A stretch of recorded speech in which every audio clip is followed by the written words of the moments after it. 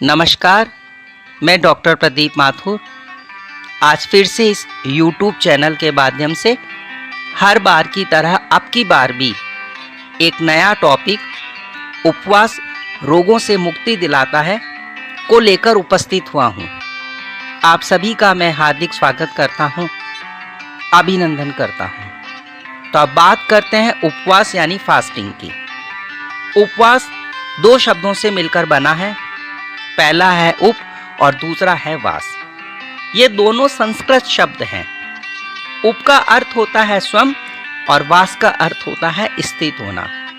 इस तरह से उपवास का अर्थ है स्वयं में स्थित होना, यानी मन, वचन और कर्म से शुद्ध और पवित्र बना रहना, अर्थात उत्तम स्वास्थ्य और दीर्घायु की प्राप्ति करना। भारतीय संस्कृति में संपूर्ण वर्ष में कई प्रकार के उपवास आते हैं, जैसे वार के उपवास, माह में दूज, चतुर्थी, एकादशी, प्रदोष, अमावस्या या पूर्णिमा के उपवास। तो उसी प्रकार से वर्ष में नवरात्रि, श्रावण माह या चातुर्मास के उपवास आदि आते हैं। उपवास रखना हमारे डाइजेस्टिव सिस्टम यानी पाचन तंत्रों की शक्ति को बढ़ाने और स्वस्थ रहने के लिए किया जाता है।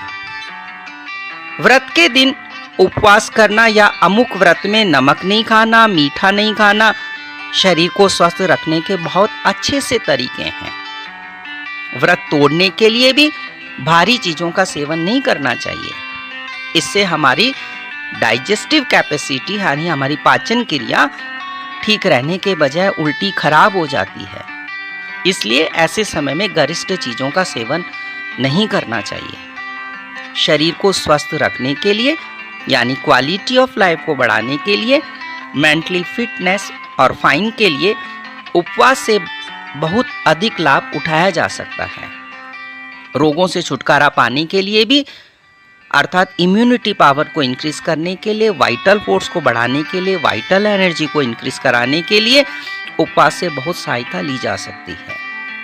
उपवास से हमारे पाचन तंत्र को, डाइजेस्टिव सिस्टम को आराम मिलता है। जब पाचन तंत्र आराम करते हैं तो शरीर की शक्ति शरीर की मरम्मत करने में और सब अंगों को पुष्ट करने में लग जाती है। स्वस्थ रहना शरीर का स्वाभाविक कार्य है। उपवास से उसे सहायता मिलती है। उपवास हम कई ढंग से कर सकते हैं, जैसे आधे दिन का या एक दिन का उपवास, 3 दिन का या 7 दिन का उपवास। केवल नींबू पानी पर रहकर भी उपवास कर सकते हैं, नहीं तो फल और फलों के रस पर रहकर उपवास कर सकते हैं। केवल दूध फल पर रहकर भी कुछ दिन का उपवास करते हैं, तो कुछ दिन नमक मीठा छोड़कर भी उपवास कर सकते हैं। कुछ दिन केवल दूध या दही के मट्ठे पर रहकर उपवास भी किया जा सकता है। एक आध दिन का उपवास तो आसानी से रखा जा सकता है।